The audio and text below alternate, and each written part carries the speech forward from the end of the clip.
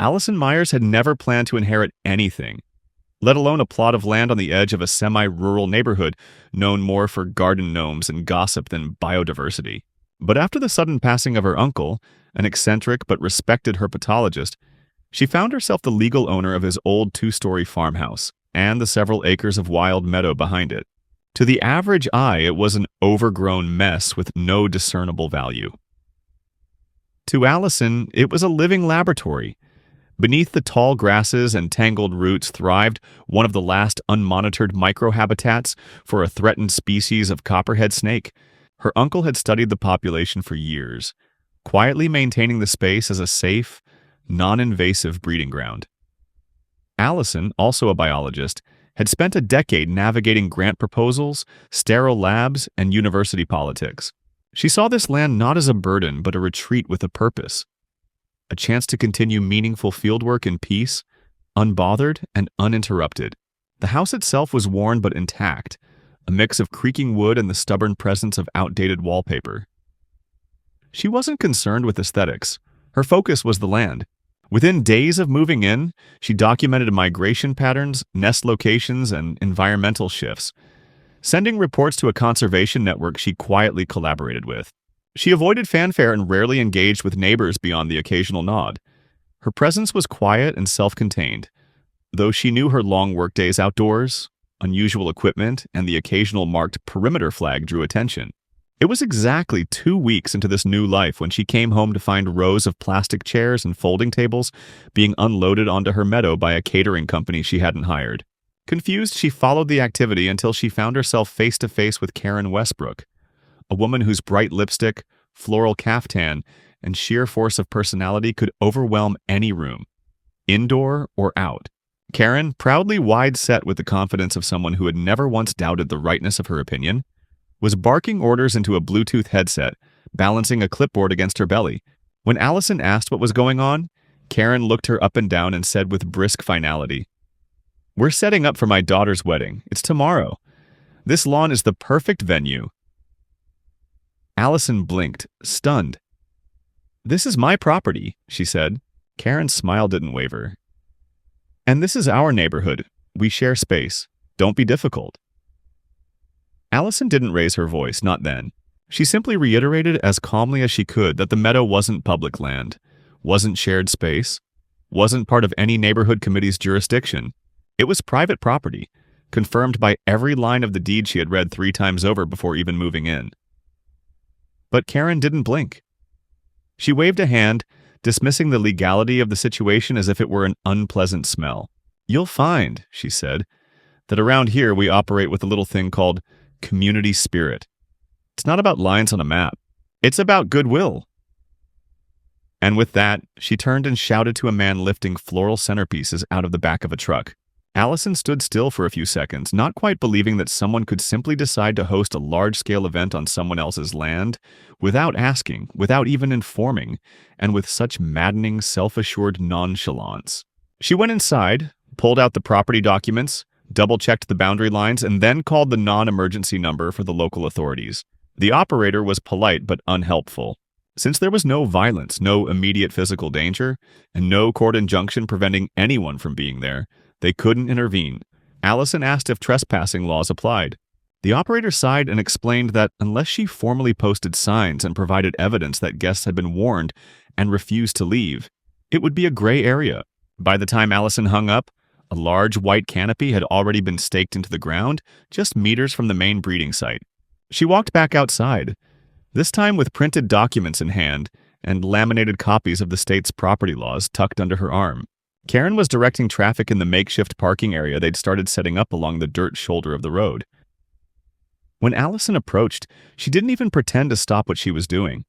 "It's just for the weekend," Karen said without turning around. "Don't worry, we'll clean everything up. You won't even know we were here."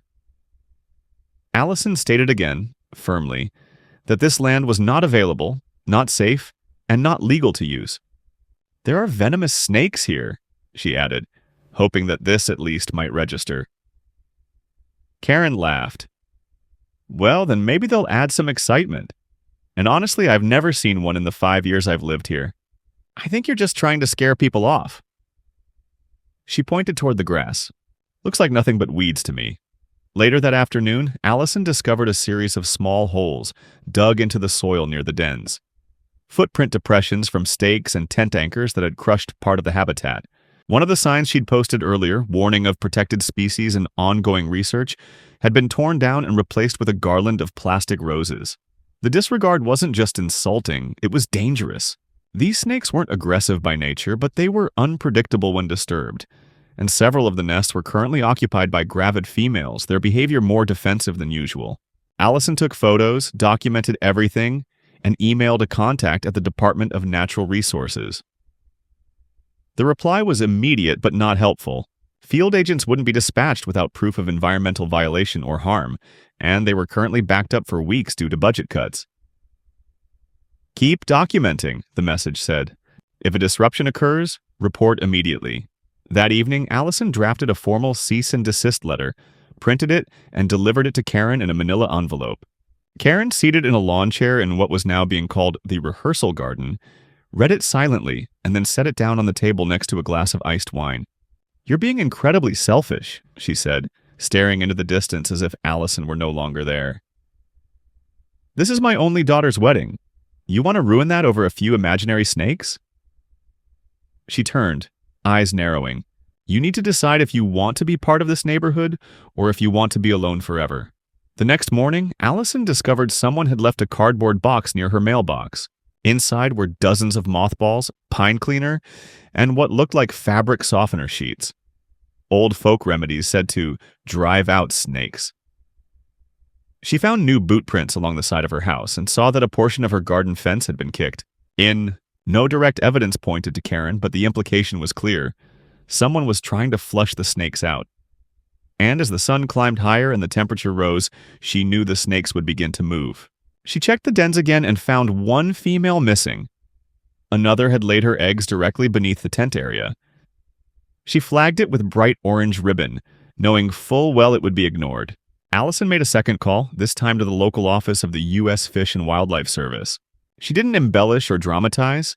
She laid out the facts, named the species, cited their protection status under state conservation law, and provided timestamps and documentation.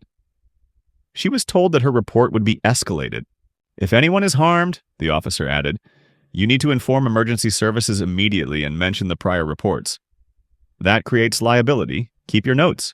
You're doing the right thing." But being right didn't stop the trucks from coming, or the wedding guests from wandering through the edges of the field in flip-flops and pastel dresses. Karen had installed a rented toilet unit just a few feet from a known basking site.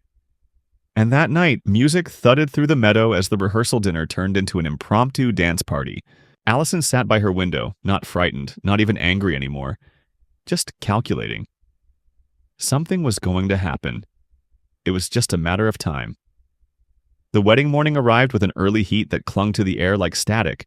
Allison had barely slept, her night broken into fragments by bursts of music, laughter, and the occasional car door slamming shut. By dawn, she was out in the field, scanning for movement. She wore thick boots, long pants, and a utility belt with field tools.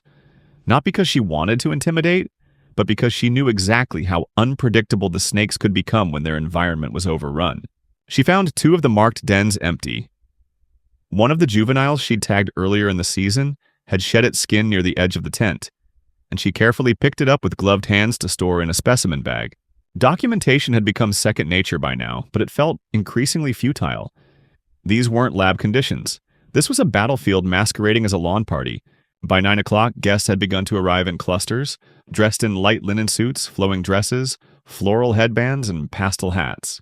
Allison stood behind her garden gate, watching as they waded without hesitation into the tall grass, laughing, drinking, stepping on areas she had previously flagged with fluorescent tape. No one seemed to notice or care. The tent was fully erected now, a lattice-covered walkway leading into it, flanked by flower arrangements that smelled synthetic and saccharine. The bride's makeup artist pulled up with a vanity mirror and a stool, setting up shop just meters from the largest known breeding patch. As Allison moved closer, trying once again to explain the risk, the woman waved her off with a powder brush and asked her to get security if she had a problem. Allison walked straight to the front of the property, found the event organizer Karen had hired, some smug man in a headset barking orders into a walkie-talkie, and asked to see his permit. He told her that Karen had assured them all permissions were in place and added with a smirk that if she was concerned about the weeds, they'd clean it up afterward. That was the moment Allison knew something had to give. She excused herself without another word and returned to her kitchen, where her folders and evidence logs waited. She pulled out the printed wildlife documentation, the emails from the Department of Natural Resources, the geotagged photos showing nesting zones, and the GPS overlays of her property lines. She arranged them in a neat packet and took a moment before making her next call. Not to the police, not to local code enforcement, but to the Regional Environmental Compliance Office. It was a long shot, but one she had to take. When she explained the situation in full, something changed in the operator's tone. Allison had mentioned the species, the active nesting, the unauthorized event, and the previous contact attempts with various agencies. The operator asked her to hold. Minutes passed, then a different voice came on the line. A compliance investigator already working nearby. He asked direct, pointed questions. What was the species? What was the size of the event? Were there untrained civilians within active habitat zones? Was the area disturbed by artificial structures, noise, or heavy foot traffic? Allison answered each with clarity, her tone steady. He told her he would be arriving within the hour.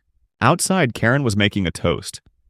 Her voice, amplified by a rented speaker system, floated across the grass as if mocking the urgency building inside Allison's house.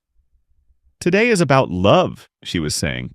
About putting aside grudges and remembering what brings us together. This land, this beautiful space, it's part of that spirit, and we are grateful. Applause followed, shallow and scattered like leaves rustling in a false wind. Allison stood at the threshold, watching. The snakes didn't know the meaning of ceremony. They responded to vibration, temperature, instinct. And instinct told them that they were under siege. The first real incident came during photos. The bride, perched on a tree stump in heels too high for terrain like this, had screamed and toppled when something moved just behind her.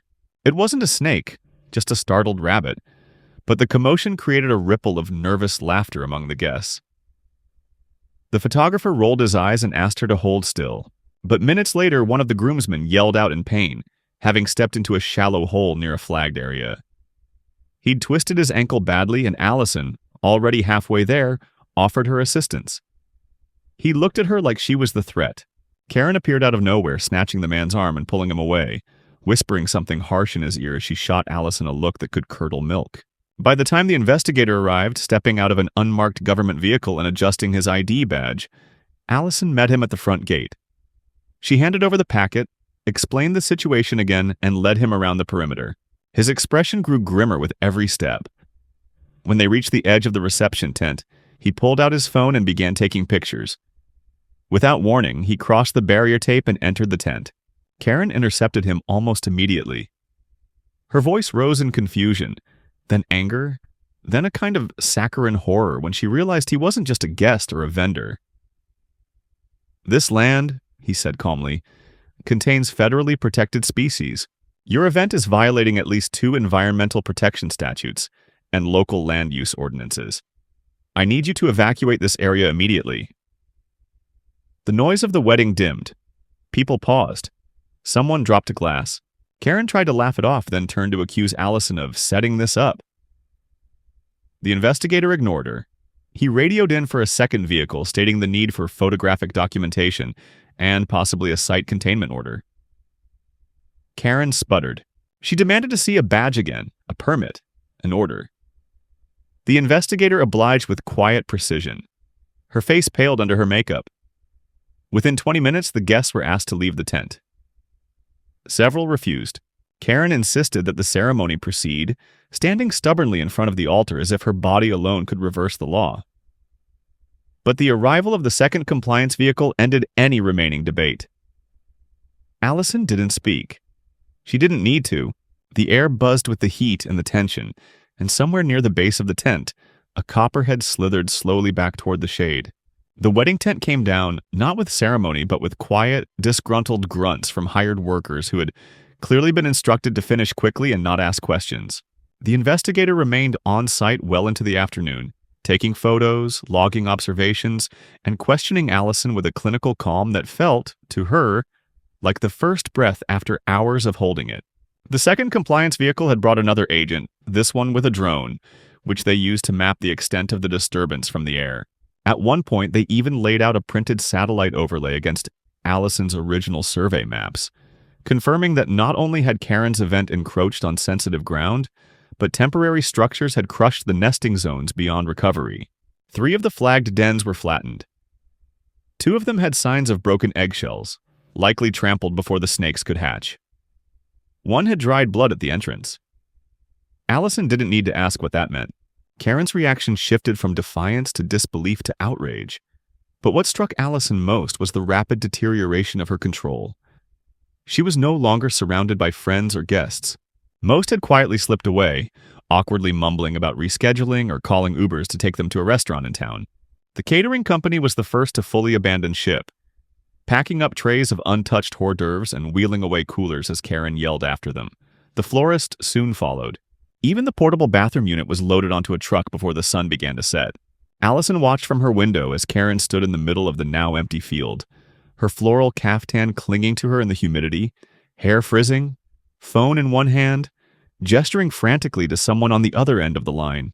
The investigator who'd concluded his site report approached her calmly and handed her a folder with multiple citations and an instruction to appear for a compliance hearing.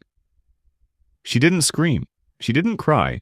She just stood there for a moment, staring at the papers as if they were written in a foreign language. Then, without looking back at Allison's house, she got in her car and drove away. Too fast, wheels spitting up dust and loose gravel. But Allison's relief was short-lived. Less than 24 hours later, she received a visit from a man in a pressed shirt and conservative tie, who identified himself as legal counsel for the Neighborhood Coordination Group, a euphemism for what Allison had always simply referred to as the neighborhood board. He handed her a formal letter, folded neatly inside a branded folder, alleging that Allison had created an unsafe biological hazard and suggesting she had invited a federal disruption to private community affairs. She read it silently while he stood on her porch. The document stopped short of a lawsuit but made clear that the board was reviewing her participation as a community member and would be convening to assess her fit within the neighborhood framework. When she asked if this was retaliation, the man smiled politely and replied that the board simply wished to move forward constructively. Allison knew what that meant. She had publicly embarrassed a long-standing, socially entrenched resident. She had cost vendors business, scattered a guest list of local notables, and, most damning, she had forced outside intervention onto private land. The neighborhood didn't care about snakes. It cared about status, order, predictability. She had broken the invisible code of deference, and they weren't going to let that go quietly. That evening, she found her trash bins overturned. The next morning, her mailbox had been removed from its post and left face down in the grass. 2 days after that, someone dumped a box of bleach-soaked rags along her back fence line. An act that didn't damage anything directly but left a chemical odor strong enough to interfere with the snake habitat and drive several juveniles deeper into the woods. Instead of responding emotionally, Allison began documenting again. She updated her logs, made daily records, and sent reports to the compliance office. Not as complaints, but as field data. She requested that her property be formally recognized as a monitored ecological zone, citing the disruption, the habitat evidence, and the investigator's own report. The application process was slow, laden with red tape, but not impossible. She attached affidavits from the agents who had responded, including GPS photos and written confirmation that a protected species was affected. She made no threats. She filed no countersuits. She simply leaned on the one system she knew better than emotion: data. Still, the stress wore on her. Her movements became more calculated. She began locking her gates at night, something she'd never bothered with before. The laughter and music from other homes now seemed tinged with passive aggression. When she passed neighbors during her walks, they gave polite nods but avoided eye contact. Someone anonymously posted a flyer on her gate suggesting she seek counseling for trauma-induced antisocial behavior. She tore it down, filed it away, and added the incident to her logbook. One evening, a familiar sedan pulled into her driveway, The investigator returned, this time out of uniform, off the clock, and clearly cautious. He wasn't there to scold or investigate. He told her quietly that her site application was progressing faster than usual due to elevated interest. Her name had reached state-level environmental offices. He cautioned that if escalation continued, they might send formal conservation teams to fence off the habitat, something that would eliminate any further neighborhood interference, but also lock Allison into a different kind of surveillance. It would mean cameras, check-ins, and public visibility. It would protect the snakes, he said, but it wouldn't protect your peace. Allison thanked him. After he left, she sat on her back steps and watched the tree line. Somewhere out there, copperheads curled in silence beneath leaves and brush, untouched by politics or property lines. She wondered what it would mean to share their instinct, to recoil, to bite only when pressed too hard. The escalation did not come with a bang, but with a creeping sense of precision, like a series of minor inconveniences laid out with methodical spite. Allison first noticed that the neighborhood board meetings, rarely of interest to anyone under 70, were suddenly being held weekly, with topics that somehow always circled back to land use, perimeter maintenance, and biohazardous considerations in communal environments. She received summaries in her mailbox, all phrased in bureaucratic code, but their intent was unmistakable. The board was attempting to reframe her presence as not just eccentric, but dangerous. Terms like community standard compliance and nuisance management began appearing more often, and each phrase chipped away at the illusion of neutrality. The neighborhood wasn't just passively annoyed anymore. It was building a case. Then came the letter from the County Code Enforcement Office. It cited her for having an unauthorized structure on her land. Allison, puzzled, reread it 3 times. She hadn't built anything. She hadn't even mowed in weeks. When she called the office, they informed her that the white wooden survey markers placed by the environmental agents during the earlier investigation were not properly registered and had been reported as unsightly and invasive. Allison explained what they were, who had installed them, and why. The woman on the phone sighed as if she'd heard too many stories like this. "You'll need to file a variance request," she said, "and probably appear at the next board meeting to defend it." It wasn't a fine, not yet, but it was another tick on the list. Meanwhile, the property's habitat shifted. The damage from the wedding lingered not just in the soil but in the behavior of the wildlife itself. The snakes had grown more reclusive, their movement patterns erratic, their known dens eerily vacant for days at a time. Allison suspected that whatever chemical interference had come from the dumped rags had disrupted more than scent trails. The ground cover was thinning, as though something invisible had leached into the root system. She sent samples for testing and set up time-lapse cameras to monitor nesting zones, hoping to determine whether the changes were natural or malicious. What she hadn't anticipated was that the retaliation would start to affect her personal safety. One evening, while returning from a short grocery trip, she found her back door open. Nothing appeared stolen, no signs of forced entry, but a low rattling sound from the utility room drew her attention. She approached with caution and found a live garter snake trapped inside a laundry basket, its body knotted around a slat of fabric. It wasn't one of hers, not tagged, not part of the study population. It had likely been thrown through the open window, which she now realized had been forced up from the outside. She released the snake gently into the field and filed a report with local law enforcement. They made a note, that was all. There were no fingerprints, no footage, no witnesses. "Could be kids," the deputy said. "Not much we can do unless it happens again." Karen, meanwhile, had shifted tactics. No longer performing the role of the jovial neighborhood matriarch, she adopted a tone of passive victimhood. She began circulating petitions to restrict dangerous and unpredictable wildlife within residential zones. She claimed in her informal newsletter that a neighbor's dog had fallen ill after sniffing something near Allison's property line. No evidence, no vet report. Just a whisper campaign painted as concern. She planted herself at the local farmer's market with flyers titled, "Protect Our Neighborhood." On them, photos of harmless snakes, many not even native to the state, were shown alongside distorted quotes about venom and attack rates. The implication was clear. Allison was harboring a threat and she was doing it on purpose. Still, Allison didn't respond publicly. She doubled down on process, gathering evidence, cataloging events, and forwarding everything to her legal contact within the Environmental Review Office. What she didn't expect, however, was the arrival of a county inspector 1 week later, this time regarding a new complaint: improper waste management. Apparently, someone had reported her compost pile claiming it attracted pests. Allison showed him the system, tidy and sealed. He nodded, took photos, and quietly told her off the record that she might want to consider moving it inside the fence, just to avoid unnecessary visibility. She understood. Optics were becoming as important as fact. They weren't trying to catch her breaking the law. They were trying to exhaust her into submission. The tipping point came on a Thursday afternoon. Allison had just returned from a conservation roundtable 2 counties over where she'd spoken, carefully, anonymously, about urban habitat fragmentation. As she turned into her driveway, she saw a group of teenagers sprinting from her yard laughing. One dropped something as he ran.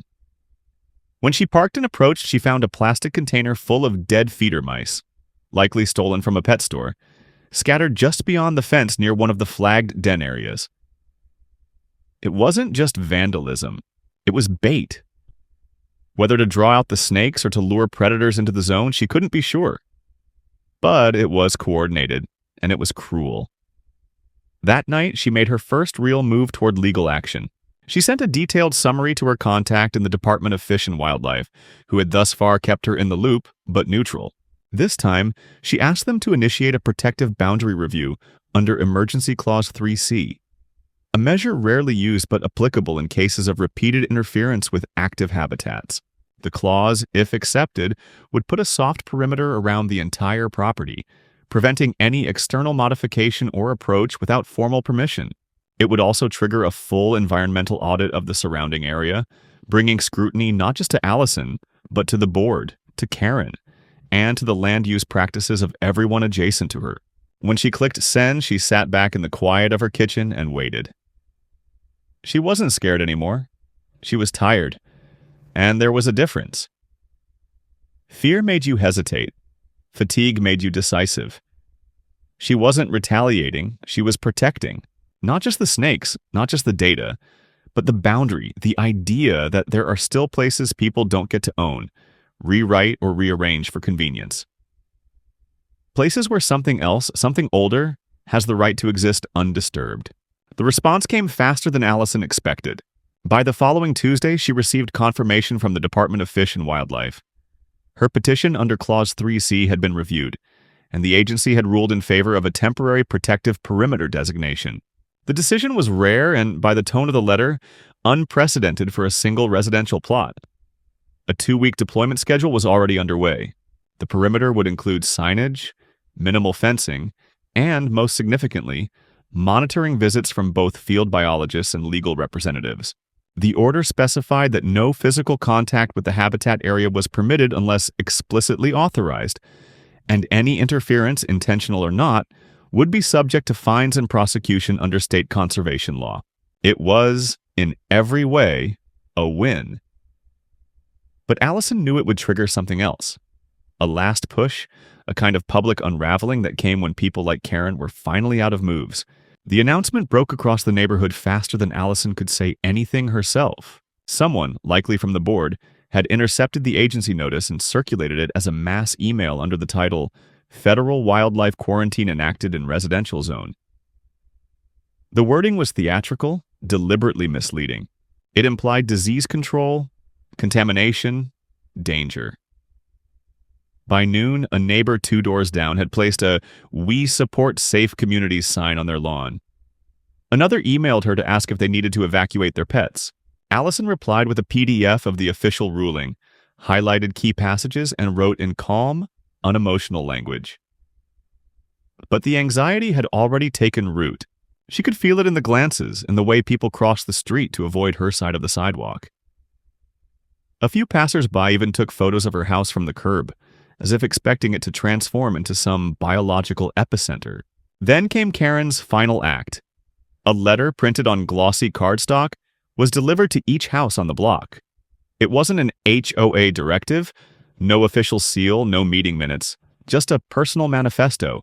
In it, Karen detailed the loss of community values, the dangers of extremism in science, and the real cost of selfishness dressed as activism. It was, she claimed, a warning to future homeowners not to allow people with agendas to hijack the neighborhood's character. Allison's name wasn't printed, but every line was a mirror held to her face. She was the threat. She was the virus. The implication, unsubtle and sharp, was that she didn't belong. But for once, the narrative didn't hold. The very next day, a truck from the State Environmental Services arrived with fencing equipment and posted signs in aluminum sleeves that read, "Protected Habitat. Do not enter. State law enforced." The boundary extended 15 feet beyond her original property line, absorbing the very edge of Karen's lawn, an area Karen had recently landscaped with imported stone paths and ornamental ferns. The irony would have been comedic if it weren't so tense. Karen stood outside, arms crossed over her chest, watching the crew work with a face like cracked porcelain. She didn't speak, not to the workers, not to Allison, not even when one of the agents politely asked her to move back behind the line. Her silence was not surrender. It was a reservoir of pressure waiting to burst. And burst it did, though not how Allison expected. That night, around 3 a.m, a motion alert on her porch camera pinged her phone. She checked the feed and saw a figure near the edge of the field. The resolution was good enough to identify Karen, hunched in the dark, cutting one of the perimeter markers with a pair of garden shears. Allison didn't call the police. She didn't even get up. She saved the footage and forwarded it to her contact at the agency with a brief note. Violation of boundary, 3:06 a.m. The reply came back by morning. Under review. No action on your part is necessary. It felt like a strange kind of justice, quiet and absolute. But the story wasn't finished. That same week, a team of graduate students from the university arrived under a cooperative agreement with the state. They were there to assist with habitat restoration, under supervision. For the first time since moving in, Allison wasn't alone in her work. They cataloged species, repaired nesting grounds, and re-established cover foliage. Karen watched them from her window every day. Her curtains barely moved. By Friday, her car was gone from the driveway. What followed wasn't a confrontation, but a kind of erosion. Karen stopped attending meetings. Her lawn grew patchy. The ferns browned. Rumors spread. She was moving out. She was filing something higher up. She was sick. Allison didn't know and didn't ask.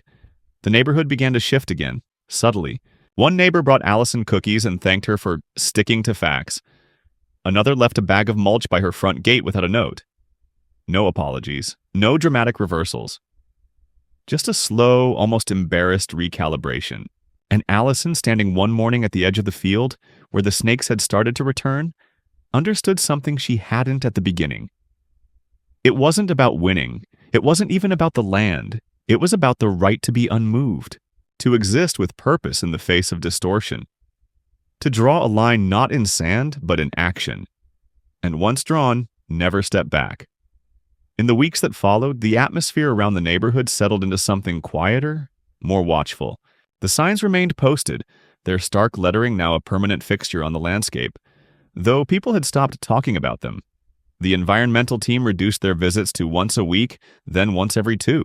The habitat began to recover in subtle ways. The regrowth of tall grasses where the ground had been trampled, the return of insect activity around the perimeter, the reappearance of small mammals along the lower hedgerows.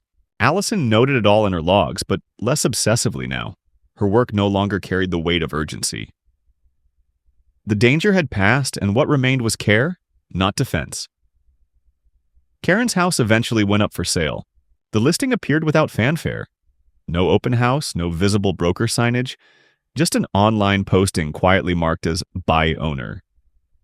Allison noticed moving boxes stacked by the garage one afternoon, and then, the next morning, a truck idling in the driveway.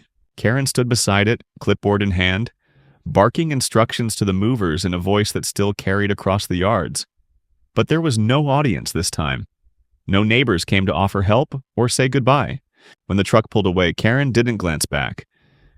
She disappeared as unceremoniously as she had forced herself into Allison's life. Loud at the center, quiet at the edges. A new family moved into the house within a month. A young couple, seemingly content to ask questions instead of make assumptions. They introduced themselves without pretense, asked about the property lines, about the habitat, about which part of the backyard to avoid. Allison answered honestly and clearly, and then returned to her work. There was no need for wariness.